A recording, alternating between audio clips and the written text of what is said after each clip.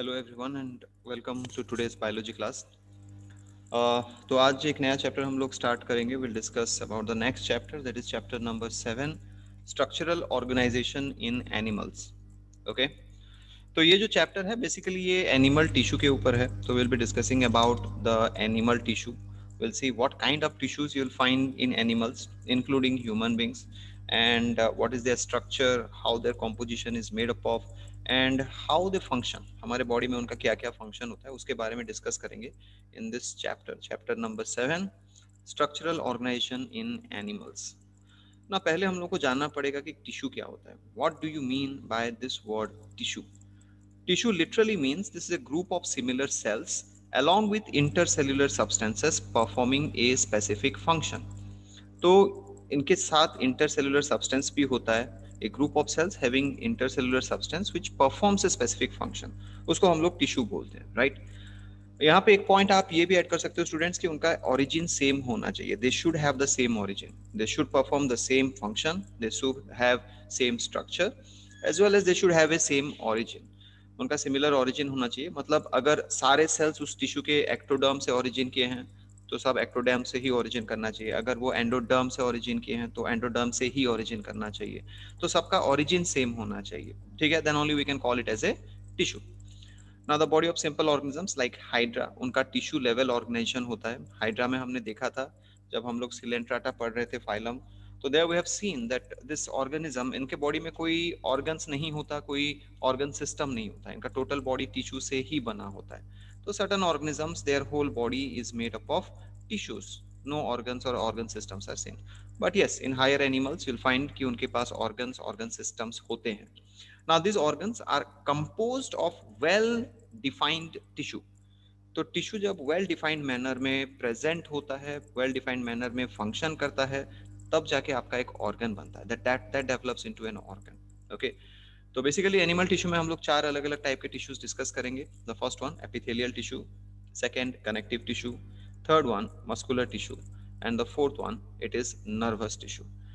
तो epithelial tissue वो upper surface of your body या फिर ऑफ द ऑर्गन्स कवर करता है, इसीलिए एपिथेलियल बोला गया। Connective, it connects different parts of the body, it connects different organs. And the muscular tissue, ये हाईली स्पेशलाइज्ड टिश्यू होता है जो हमारे मसल्स में होता है। Basically it is responsible for contraction and relaxation mechanism. The last one is nervous tissue which frames your nervous system, and this tissue is known to transmit signals. तो चलो एक एक करके देखते हैं। we'll start move on to first the epithelial tissue, ठीक है। so ये जो epithelial tissue आप लोग बोल रहे हो, it is made up of actually two different words. epi means outer, thala means layer or covering, ठीक है। तो ये outer covering होता है, commonly referred to as epithelium. These tissue have free surface forming covering of lining of organs और body. Body या फिर organs का लाइनिंग वो फॉर्म करते हैं, कवरिंग वो फॉर्म करते हैं। The cells of this tissue are very closely packed, इनमें ज्यादा गैप नहीं होता। ये जो सेल्स होते हैं बहुत क्लोजली पैक्ड होते हैं, very little amount of gap is there between this tissue. So they have closely packed cells and very little amount of intercellular matrix. ये सेल के बीच में मैट्रिक्स, जो एक ग्राउंड सब्सटेंस होता है जो सेल्स को जोड़ता है, जो सेल्स के बीच में रहता है, तो वो यहाँ पे बहुत ही कम होता है। There is a very little amount of this kind of intracellular matrix present in this tissue. They are broadly divided into two types. एक होता है आपका सिंपल एपिथेलियम और दूसरा होता है कंपाउंड एपिथेलियम। अब सिंपल एपिथेलियम का मतलब ये होता है अगर ये टिश्यू एक लेयर में है, they are having only one single layer, that is called as epithelial, simple epithelial tissue. और अगर ये मल्टीपल लेयर्स में होते हैं, एक के ऊपर एक, एक के ऊपर एक, वैसे करके मल्टीपल लेयर्स में होते हैं, तो उसको कंपाउंड एपिथेलियम या फिर कंपाउंड एपिथेलियल टिश्यू बोला जाता है। Now further, we can divide this simple epithelial tissue into four types. There are many categories actually students, but broadly अगर divide किया जाए तो चार टाइप के होते हैं। पहला वाला होता है squamous epithelium, then you have cuboidal epithelium, then columnar and finally ciliated. Okay, तो ये एक एक करके फिर से हम लोग देखेंगे। We'll move into more details. So we'll start with the first type of simple epithelial tissue, that is your squamous tissue. तो these are the different tissues present in your body. कहाँ कहाँ पे हैं, ये उनका लोकेशन है, ठीक है। तो स्टार्ट करते हैं स्क्वामस एपिथेलियम से। Now squamous epithelium is made up of single layer of flattened irregular cells. ये फ्लैट और इरेगुलर सेल्स की तरह होते हैं। ये ज्यादा बड़े नहीं होते, they are not very large cells, they are very flat, ठीक है, जस्ट लाइक द टाइल्स। आप इसको इमेजिन कर सकते हो the tiles of your house, जैसे वो एक दूसरे के साथ बहुत क्लोजली अटैच्ड होते हैं और बहुत पतले पतले फ्लैट फ्लैट लाइक स्ट्रक्चर्स होते हैं, तो ये स्क्वामस एपिथेलियम भी कुछ उसी तरह का रहता है. They are commonly found in the walls of the blood vessel, in the alveoli of the lungs, and the basic function of this is that they form the organ boundaries and help in diffusion. तो ये organ boundaries बनाते हैं, organ के ऊपर covering बनाते हैं या फिर बॉडी के ऊपर कवरिंग बनाते हैं, तो they form the different covering, you can से इन अदर वर्ड्स, और वो हेल्प करते हैं डिफ्यूजन प्रोसेस में. जैसे हमने यहाँ पे देखा कि एल्वियोली ऑफ लंग्स में होते हैं, तो वो डिफ्यूजन प्रोसेस में हेल्प करते हैं. Now the second one is cuboidal epithelium. From the name you can suggest cuboidal, मतलब cube like. ये cube like cells होते हैं. Single layer of cube like cells, and they are found in the ducts of the glands. different glands होते हैं उनके duct मतलब tubular structure, उनका जो tube होता है, and tubules of the nephron. तो as because cube like होते हैं तो they are very much stable, and besides that उनके दो प्राइम फंक्शन ये भी होते हैं. पहला फंक्शन होता है secretion. They secrete different kinds of chemical substance which might include enzyme or hormones or different kinds of metabolites, and they are also responsible for absorptive function. वो absorption भी कर सकते हैं, ठीक है. तो dual function है, वो secretion करते हैं different kind of chemical substance, and at the same time absorption भी करते हैं. They carry out absorption of these materials. The third one is columnar epithelium. Columnar, column like, लंबे लंबे कॉलम जैसे होते हैं, पिलर जैसे स्ट्रक्चर होते हैं इनके. So they are composed of tall column like cells. The nucleus is at the base. इनका जो न्यूक्लियस होता है वो नीचे होता है.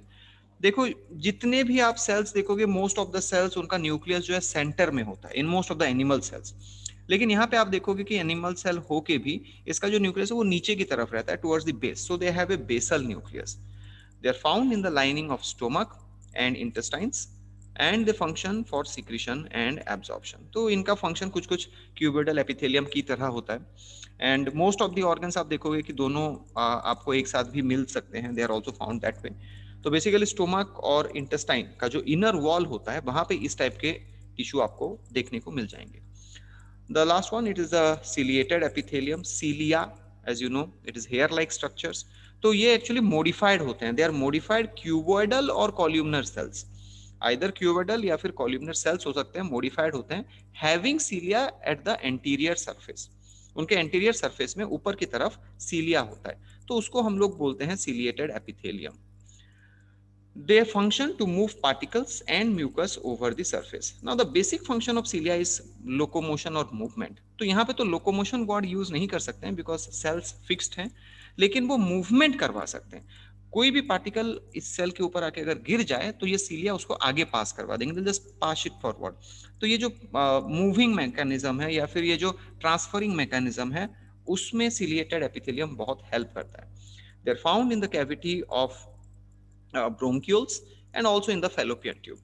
Bronchioles मतलब आपका respiratory tract जो है, वहाँ पे जो tubes होते हैं, the branches of bronchus are called as bronchioles.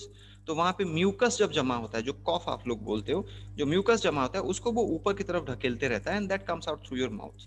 ठीक है, so you can just eliminate out. अगर कोई dust particle रह गया या फिर कोई harmful components cough में रह गया, तो with that you can spit it out. At the same time, fallopian tube, which is also known as oviduct, it carries the female gamete ovum. वो ovum carry करता है. Ovum is a large immotile cell, वो एक large immotile cell होता है, तो उसको carry करने के लिए ये सीलिया हेल्प करते हैं. They help to pass on this ovum in the fallopian tube, also known as the oviduct. So these are the four different kinds of epithelial tissue: simple epithelial tissue, squamous, cuboidal, columnar and ciliated. Now this is how it looks like. ये उनके structures हैं. पहला वाला जो आप लोग देख रहे हो, दिस इज सिंपल स्क्वामस, एक लेयर का स्क्वामस, फ्लैट सेल्स, टाइल्स जैसे होते हैं.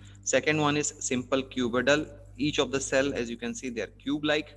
तो ये आपके different kinds of ducts और tubes में होते हैं, tubules में होते हैं. Third one, columnar, column-like. और यहाँ पे देखो न्यूक्लियस नीचे की तरफ है. It is not at the center. जो यहाँ पे होना चाहिए वहाँ पे नहीं है, वो नीचे की तरफ है थोड़ा.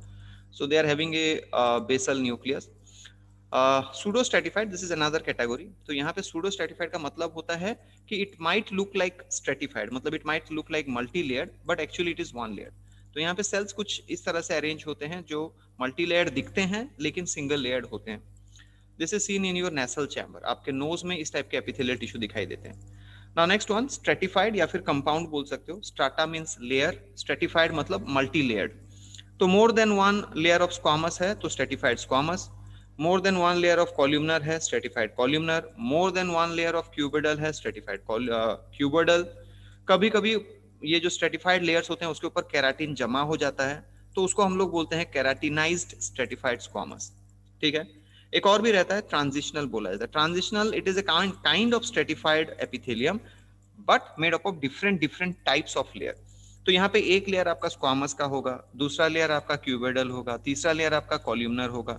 तो वैसे अलग अलग लेयर हैं, more than one layers are there and each of the layer will be different kind of tissue.